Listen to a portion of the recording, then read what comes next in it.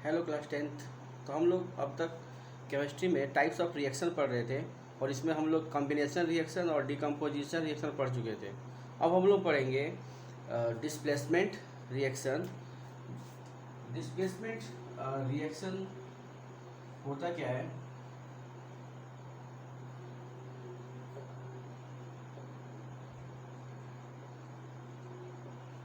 जैसे कि नाम सजेस्ट कर रहा है, डिस्प्लेसमेंट, किसी को उसके प्लेस से हटाना है। ठीक है, कोई जब ज़्यादा रिएक्टिव एलिमेंट मेटल जो होता है वो कम रिएक्टिव मेटल को उसके साल्ट सॉल्यूशन से हटा देता है और खुद जुड़ जाता है। ठीक है, जैसे कि अगर हम देखें, हमको एक रिएक्टिविटी सीरीज याद रखना होगा। ठीक है, तो पहले डिफिनेशन लिख लेते हैं, उसके बाद से रिएक्टिविटी सीरीज लिखते हैं। डिफिनेशन क्या होगा इसका? a reaction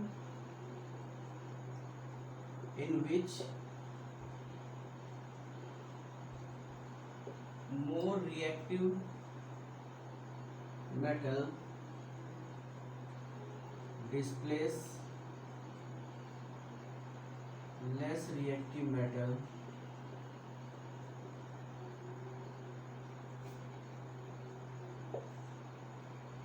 from its salt solution।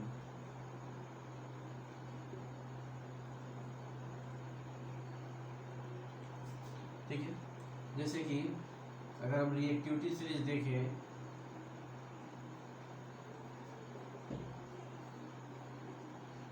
Reactivity series metals का सीरीज होता है जिसमें metals decreasing order of their activity arrange होते हैं। जैसे कि कैटरीना, नेट, कार, मगाई, आल्टो, जैन, फरारी, फिर टीन है, लेड है, हाइड्रोजन, कापर, मरकरी। ठीक है, इधर लिख देते हैं बाकी सिल्वर, गोल्ड और प्लेटिनम। ये डिक्रीजिंग ऑर्डर ऑफ रिएक्टिविटी है।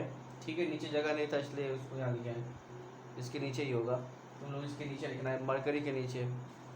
तो ये पोटेशियम सबसे ज़्यादा रिएक्टिव मेटल है और प्लेटिनम सबसे कम रिएक्टिव मेटल है। अगर हम कोई रिएक्शन लिखते हैं एग्जाम्पल के रूप में, potassium plus MgCl2 this gives. तो पोटेशियम क्योंकि ज़्यादा रिएक्टिव है, ये मैग्नीशियम को किनारे हटा देगा और खुद जुड़ जाएगा क्लोरीन के साथ। लेकिन हम फार्मूला लिखते समय ये ध्यान देंगे, ऐसे नहीं कि हम लोग ऐसे लिख दें KCl2, तो गलत हो जाएगा। K पे 1 प्लस होता है, Cl पे 1 माइनस, फार्मूला क्या बनेगा? KCl। कभी भी उसके कंबाइनिंग कैपेसिटी के बेसिस पे लिखते हैं, ये नहीं कि KCl2 लिख दिए तो गलत हो जाएगा। ठीक है, ऐसे ही अगर Mg प्लस KCl रहता तो रिएक्शन नहीं होता, क्योंकि Mg कम रिएक्टिव है। कभी भी कम रिएक्टिव वाला मेटल ज़्यादा रिएक्टिव वाले को हटा नहीं सकता, तो यानी यहाँ पे कोई रिएक्शन ही नहीं होगा, नो रिएक्शन। ठीक है, ऐसे ही दो तीन और रिएक्शन लिखते हैं, जैसे कि Fe प्लस CuSO4। हमको पता है ये ब्लू कलर का सॉल्यूशन होता है, कॉपर सल्फेट। ठीक है, और हम लेते हैं कॉपर प्लस FeSO4। हमको पता है FeSO4 का कलर क्या होता है? ग्रीन। अब इन दोनों में कौन सा रिएक्शन होगा? क्योंकि आयरन ज़्यादा रिएक्टिव है कॉपर से। देखो, आयरन यहाँ ऊपर है और कॉपर बहुत नीचे है। जो ये डिक्रीजिंग ऑर्डर है, तो iron is more reactive than copper, यानी कि आयरन ज़्यादा रिएक्टिव है कॉपर से, तो आयरन तो डिस्प्लेस कर देगा, कॉपर अलग हो गया और FeSO4 बन गया, यानी ये ग्रीन कलर का सॉल्यूशन बन गया। लेकिन अभी कॉपर कम रिएक्टिव है, तो वो आयरन को उसके साल्ट से हटा नहीं पाएगा, यहाँ पे कोई रिएक्शन नहीं होगा, यानी कलर में कोई चेंजेस नहीं होंगे। ठीक है, अगर हम आयरन नेल लेंगे तो आयरन नेल थोड़ा ब्राउन कलर का हो जाएगा, क्योंकि कॉपर जब निकलेगा तो वो आयरन नेल पे डिपॉजिट हो जाएगा, तो इस वजह से आयरन का कलर क्या हो जाता है? ब्राउन हो जाता है, due to deposition of copper. ठीक है, ऐसे ही और कुछ रिएक्शन देखा जाए इसमें, तो Zn है प्लस कॉपर सल्फेट, तो जिंक भी कॉपर से ज़्यादा रिएक्टिव है। या लेड ले लें, लेड प्लस CuSO4, तो lead is also more reactive than copper. तो दोनों कंडीशन में कॉपर अलग, और ये बन जाएगा ZnSO4, और ये बन जाएगा PbSO4। ये रिएक्टिविटी सिर्फ कहीं लिख लेना, उस पर क्लीन कर देंगे।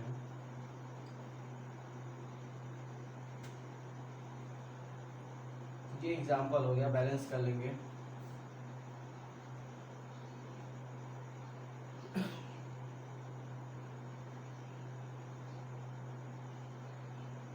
बाकी बैलेंस है, ठीक है। तो वीडियो पास करके डिस्प्लेसमेंट रिएक्शन लिख लेना, ठीक है। इसमें ज़्यादा रिएक्टिव मेटल कम रिएक्टिव मेटल को हटा देता है, खुद उसके साथ क्या होता है, जुड़ जाता है। ये डिस्प्लेसमेंट रिएक्शन है। अब हम लोग पढ़ेंगे double displacement reaction.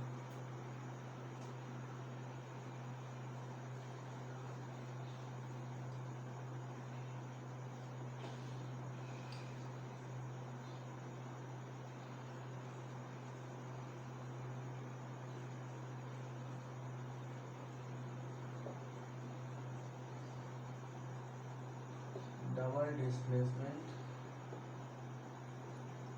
Reaction. Double displacement में होता क्या है, अगर हम लिखे NaCl plus MgSO4 this gives, तो हमको पता है NaCl एक आयनिक कंपाउंड है, MgSO4 एक आयनिक कंपाउंड है।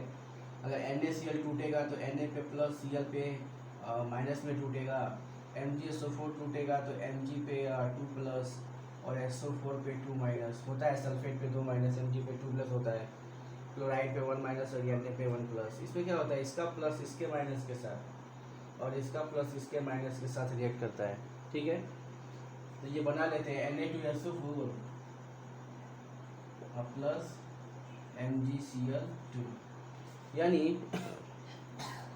रिएक्टेंट के बीच में आयंस का एक्सचेंज होता है। इस the cation of one reactant react with anion of another reactant, then cation of other reactant react with cation of first reactant, anion of first reactant, यानी यहाँ पे एक्सचेंज ऑफ आयंस हो रहा है। कैटायन इसके आयन के साथ ये कैटायन इसके आयन के साथ, तो ये जो एक्सचेंज ऑफ आयंस हो रहा है इसी को कहते हैं double displacement reaction.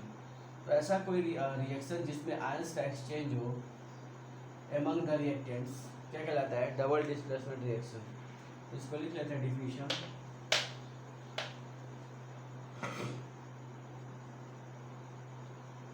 A reaction in which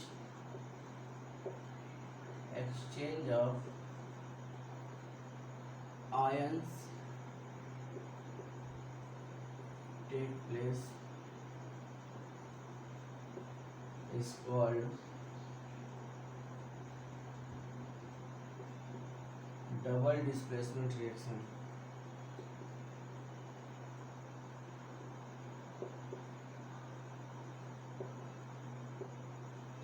example अगर देखें, sodium sulphate plus barium chloride. अभी कंप्लीट करना होगा सोडियम सल्फेट और बेरियम क्लोराइड के रिएक्शन को। तो ये टूटेगा Na पे प्लस, Na पे ये Na पे प्लस इसके Cl माइनस से रिएक्ट करेगा। हमको पता है Na पे 1 प्लस होता है और Cl पे 1 माइनस, क्या बन जाएगा NaCl, और ये निगेटिव इसके पॉजिटिव से रिएक्ट करेगा। हमको पता है बेरियम Ba पे 2 प्लस और SO4 पे होता है 2 माइनस, तो ये बन जाएगा BaSO4। बेरियम सल्फेट का वाइट प्रेसिपिटेट बनता है, ठीक है। हम डाउनवर्ड एरो दिखा सकते हैं प्रेसिपिटेट के लिए। तो इस तरह से इसका कैटायन इसके आयन, इसका कैटायन इसके आयन से रिएक्ट किया। बाकी रहा बैलेंस की बात, यहाँ 2 लगा देंगे, बाकी बैलेंस हो गया। सेकेंड एक रिएक्शन देखते हैं, लेड नाइट्रेट वाला। लेड नाइट्रेट जब पोटेशियम आयोडाइड से रिएक्ट करता है तो क्या बनाता है, लेड आयोडाइड का येलो प्रेसिपिटेट बनता है और प्लस पोटेशियम नाइट्रेट का कलरलेस सॉल्यूशन। तो यहाँ पे क्या है, बैलेंस करना हमको, यहाँ 2 लगा देते हैं। और यहाँ 2 लगा देते हैं, हो गया। ठीक है, न्यूट्रलाइजेशन रिएक्शन एसिड और बेस का, वो भी डबल डिस्प्लेसमेंट रिएक्शन होता है। जैसे एक HCl ले लें और NaOH ले लें, तो NaCl और H2O, NaCl प्लस H2O, ये भी क्या है, डबल डिस्प्लेसमेंट रिएक्शन है। ठीक है, तो ये हो गया डबल डिस्प्लेसमेंट रिएक्शन के बारे में। तो ये 4 तरह के रिएक्शन जो हम लोग पढ़े थे, कॉम्बिनेशन, डिकम्पोजिशन, अभी आज 2 पढ़ लिए, डिस्प्लेसमेंट और डबल डिस्प्लेसमेंट। अब हम लोग पढ़ेंगे रिडॉक्स रिएक्शन। वीडियो पॉज करके इसको ज़रा नोट कर लेना, ठीक है। अब हेड डाल देना रिडॉक्स रिएक्शन।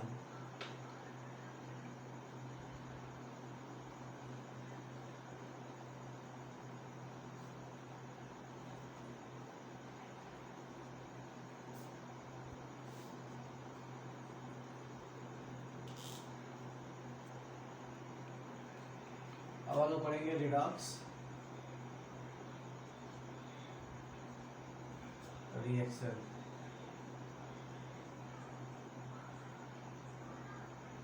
तो RED for reduction, OX for oxidation. तो एक ऐसा रिएक्शन जिसमें रिडक्शन भी हो, ऑक्सीडेशन भी हो, रिडक्शन भी हो, ऑक्सीडेशन भी हो, क्या कहलाता है, रिडॉक्स रिएक्शन कहलाता है। तो इसको लिख लेते हैं, reaction in which both oxidation and reduction takes place is called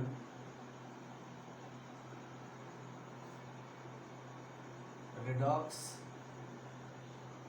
reaction. तुम सोचना, अगर ऑक्सीजन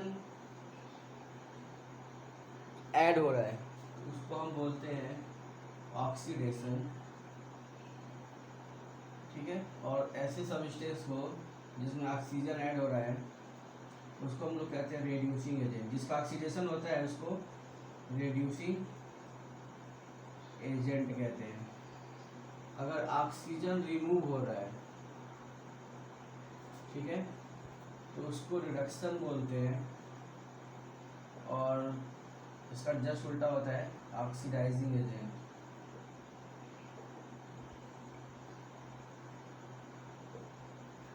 ऑक्सीजन का जस्ट उल्टा हाइड्रोजन होता है। जैसे ऑक्सीजन का ऐड होना ऑक्सीडेशन, वैसे ही हाइड्रोजन का ऐड होना, ऑक्सीजन का ऐड होना ऑक्सीडेशन, हाइड्रोजन का ऐड होना रिडक्शन। जिसका रिडक्शन हो रहा है उसको ऑक्सीडाइजिंग एजेंट कहते हैं। हाइड्रोजन का रिमूव होना कहलाएगा ऑक्सीडेशन, और जिसका ऑक्सीडेशन होता है उसको रेड्यूसिंग, जिसका ऑक्सीडेशन होता है उसको रेड्यूसिंग एजेंट कहते हैं। इलेक्ट्रॉन के रिस्पेक्ट में अगर देखा जाए, अगर इलेक्ट्रॉन डोनेट हो रहा है तो ऑक्सीडेशन, और अगर इलेक्ट्रॉन रिसीव हो रहा है तो रिडक्शन कहते हैं। इलेक्ट्रॉन का डोनेट होना ऑक्सीडेशन और इलेक्ट्रॉन का रिसीव होना रिडक्शन कहते हैं। कुछ एग्जांपल जो बुक में दिया है NCERT में, उसके थ्रू इसको समझने की कोशिश करते हैं, ऑक्सीडेशन और रिडक्शन को, ठीक है। तो वीडियो पॉज करके इसको नोट कर लेना।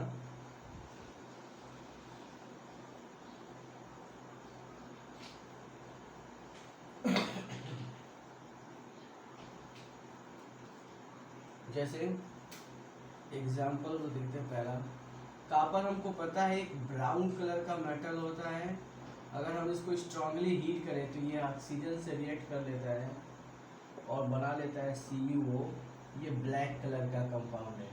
तो ब्राउन कलर के मेटल पे एक ब्लैक कलर का लेयर आ जाता है due to formation of CuO, ठीक है। बैलेंस अगर करना चाहें तो यहाँ पे 2, यहाँ पे टू।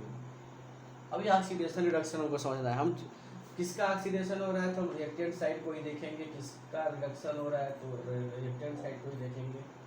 कौन ऑक्सीडाइजिंग एजेंट है, कौन रिड्यूसिंग एजेंट है, सब हम रिएक्टेंट साइड को ही बोलते हैं, प्रोडक्ट साइड को कुछ भी नहीं बोलते, ठीक है।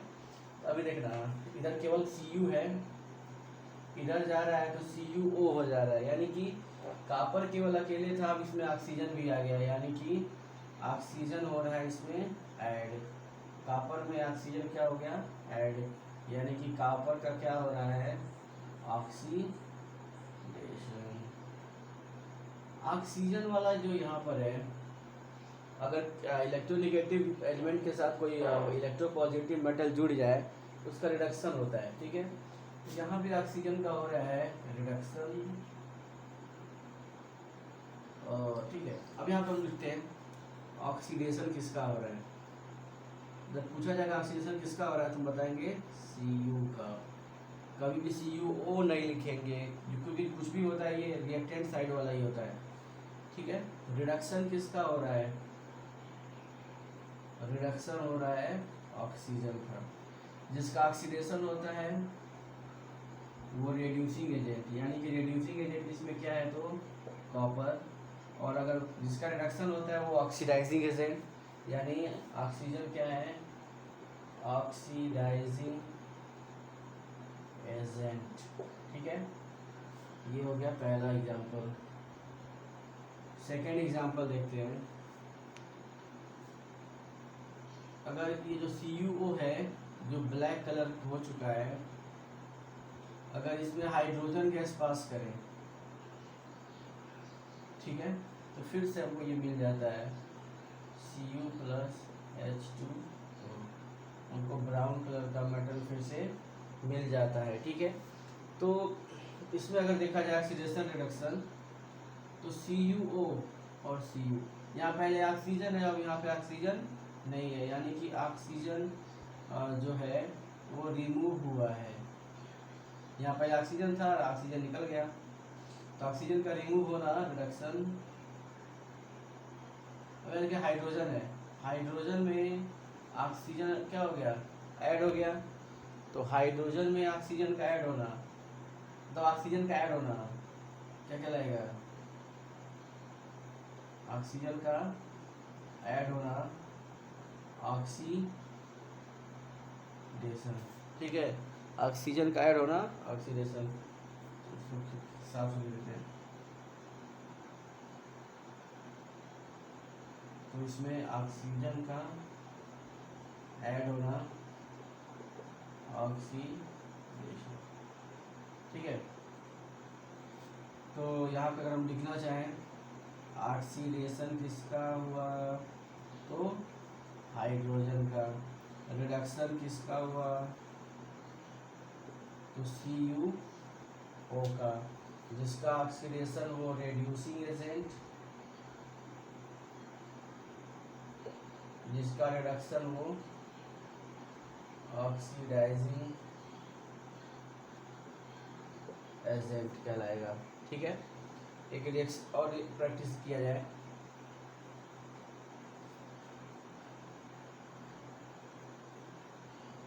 वीडियो पास करके नोट कर लेना, ठीक है। तीसरा देखते हैं ZnO plus C this gives Zn plus Cu। अगर इसको अब देखें यहाँ पे ऑक्सीजन है, यहाँ ऑक्सीजन अब इसमें नहीं है निकल गया, यानी ऑक्सीजन रिमूव हुआ है, कार्बन में ऑक्सीजन ऐड हुआ है, ठीक है। ऑक्सीजन का ऐड होना ऑक्सीडेशन और ऑक्सीजन का रिमूव होना रिडक्शन, ठीक है। अगर हम पूछे किसका ऑक्सीडेशन हुआ है तो हम बोलेंगे कार्बन का, क्योंकि उसमें ऑक्सीजन ऐड हो जा रहा है। रिडक्शन किसका हुआ है तो रिडक्शन हुआ है ZnO का, क्योंकि इसके पास पहले ऑक्सीजन था वो ऑक्सीजन हट गया, जिसका ऑक्सीडेशन होता है वो रिड्यूसिंग एजेंट, और जिसका रिडक्शन होता है वो किस तरह काम करता है तो ऑक्सीडाइजिंग एजेंट का काम करता है। एक रिएक्शन और देखा जाए,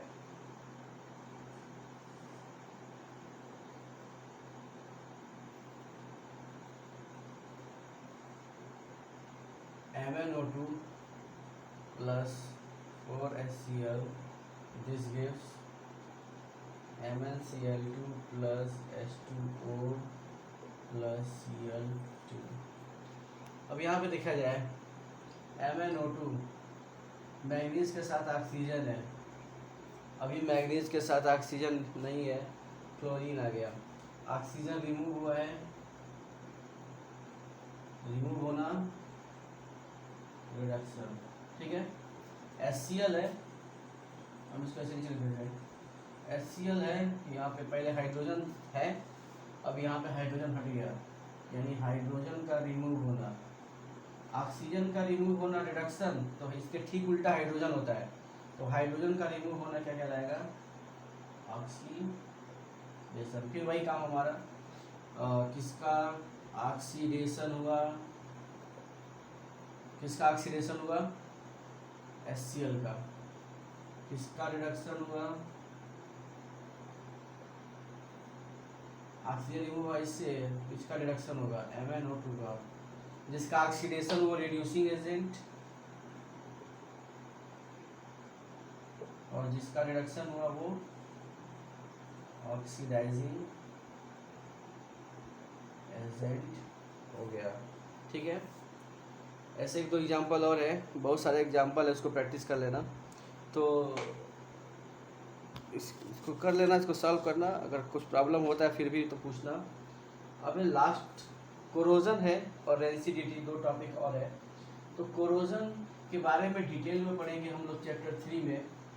कोरोजन का सिंपल मीनिंग होता है मेटल के सरफेस का लेयर बाय लेयर रिमूव होना, क्या कहलाता है, कोरोजन।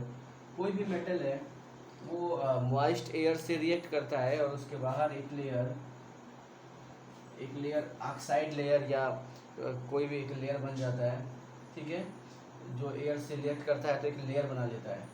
अब ये लेयर जो होता है, ये जो कोरोजन हो जाता है, इसको कोरोजन कहते हैं, जो मॉइस्ट एयर से रिएक्ट करते हैं तो ये अपना नेचुरल शाइनिंग प्रॉपर्टी खो देते हैं, ठीक है, एक लेयर बन जाता है। ये लेयर जो है टाइम के रिस्पेक्ट में ये हटने लगता है, जब ये गिर जाता है तो मेटल थोड़ा सा जितना चौड़ा था पतला हो गया, फिर ये मेटल का कोरोजन हो जाएगा, अब ये ख़त्म हो जाएगा लेयर, तो इतना पतला बचा, ऐसे का एक बार और कोरोजन हो जाए, ये लेयर भी हट जाए तो मेटल और पतला हो गया।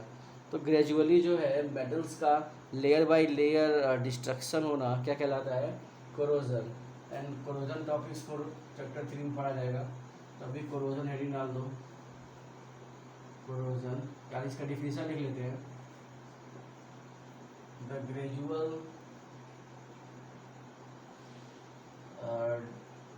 डिस्ट्रक्शन ऑफ या डिग्रेडेशन ऑफ metal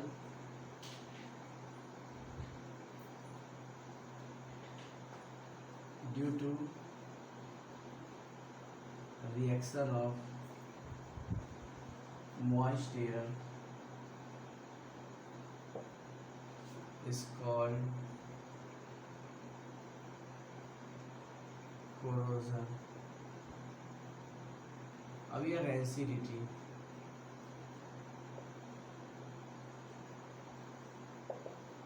हम चिप्स कुरकुरे ऐसे बहुत सारे आइटम्स खाते हैं जो डीप फ्राई होते हैं तेल में, आयल में।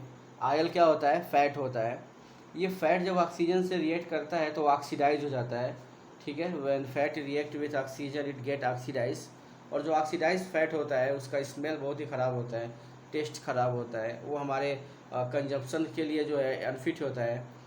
तो उसको कैसे प्रोटेक्ट करें, इसको रेंसिडिटी कहते हैं, मतलब फैटी फूड का ऑक्सीडाइज होना रेंसिडिटी कहलाता है, और ऐसे फूड जो हैं वो रेंसिड फूड कहलाते हैं। Rancid foods are unfit for our consumptions, जैसे चिप्स कुरकुरे, चिप्स का पैकेट आता है, अगर वो कहीं से लीक हो जाए तो उसमें का जो इनर्ट गैस का लेयर गैस होता है वो हर ख़त्म हो जाता है, एयर पहुंच जाता है और वो चिप्स जो है उसमें जो फैट है वो ऑक्सीडाइज हो जाता है। तो वो चिप्स का स्मेल भी ख़राब, बैड स्मेल आने लगता है, उसका टेस्ट ख़राब हो जाता है, और उसको खाएंगे ना तो हमारे हेल्थ को भी वो नुकसान पहुंचाएगा। तो फैटी फूड का ऑक्सीडाइज होना रेंसिडिटी कहलाता है। The oxidation of food containing fat या fat containing food is called rancidity and the food is called rancid food। ठीक है, the oxidation of fatty food is called rancidity and the food is called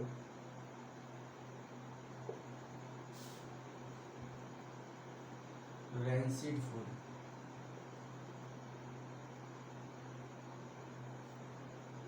The rancid food has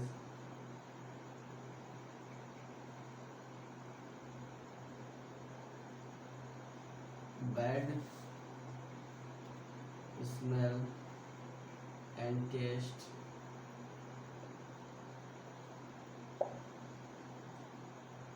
this food is also unfit for our consumption।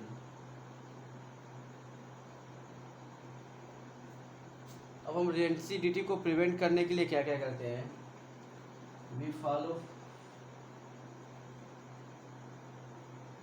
Following practices.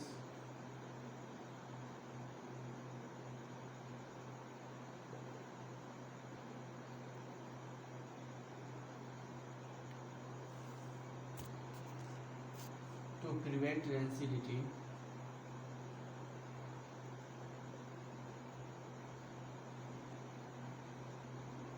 पहला, हम लोग इसमें antioxidant मिला दें। अगर कोई फैटी फूड है उसमें एंटीऑक्सीडेंट मिला दे, मतलब जो ऑक्सीजन से रिएक्ट ना होने दे, ठीक है, तो उससे भी फूड जो है जो खराब नहीं होगा।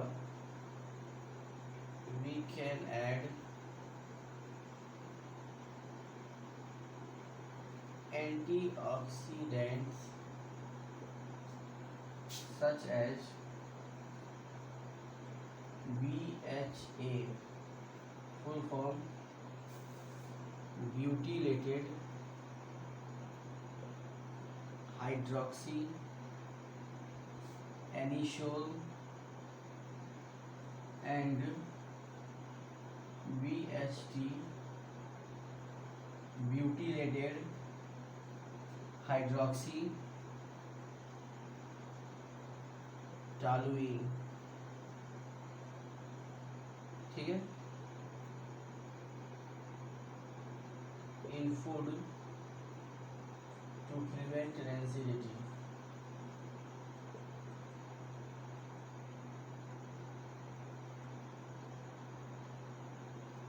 ठीक है, रेंसिडिटी को प्रिवेंट करने के लिए उसमें ये केमिकल्स मिला देते हैं, BHA और BHT। सेकेंड है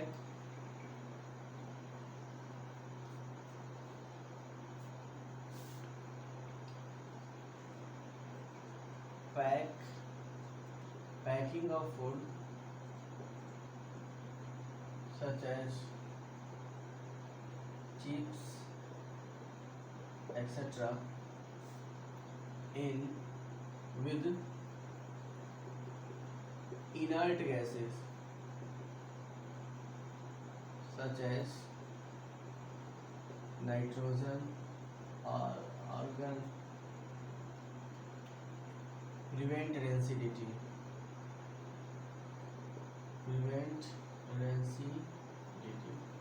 तो क्या करते हैं, रेंसिडिटी को प्रिवेंट करना है तो हम लोग जैसे चिप्स उप्स होता है तो उसमें और देखते हैं कि हवा भरा होता है, ठीक है, पैकेट के अंदर। तो वो पैकेट के अंदर क्या होता है, नाइट्रोजन या फिर आर्गन, एयर नहीं होता, ऑक्सीजन नहीं होता।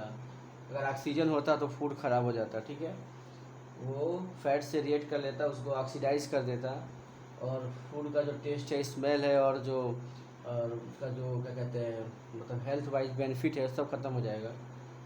तो ये रेंसिडिटी टॉपिक था, ठीक है। वैसे हम फ्रीजिंग कर सकते हैं, फ्रिज में रखेंगे तो जल्दी ऑक्सीडेशन नहीं होता है, थोड़ा स्लो हो जाता है। और भी बहुत सारे तरीके हैं, ठीक है। तो आज के लिए इतना ही, इसको नोट कर लेना, ठीक है। ये चैप्टर ख़त्म हो चुका है। कुछ अगर एक्सरसाइज में अगर कुछ प्रॉब्लम होगा तो पूछ लेना, ठीक है। और कमेंट बॉक्स में पूछ सकते हो या फिर व्हाट्सअप कर सकते हो, जैसा भी चाहो। अभी क्लास हम एंड करते हैं, ठीक है। अब हम बायो चैप्टर स्टार्ट करेंगे, लाइफ प्रोसेसेस, नेक्स्ट वीडियो में, ठीक है। तब तक के लिए बाय बाय।